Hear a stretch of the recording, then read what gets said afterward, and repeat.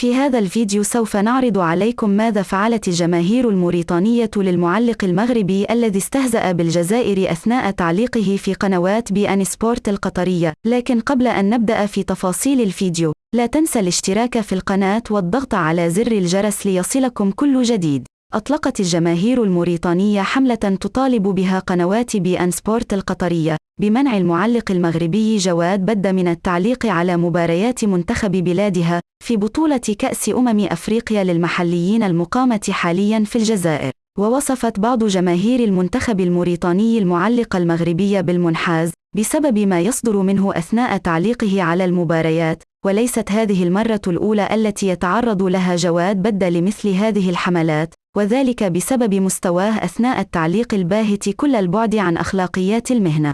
وإليكم بعض ردود الفعل من الجماهير الموريتانية. وهنا أعزائي المشاهدين أنتم شاركونا بآرائكم وتعليقاتكم، ولا تنسوا الاشتراك في القناة والضغط على زر الجرس ليصلكم كل جديد.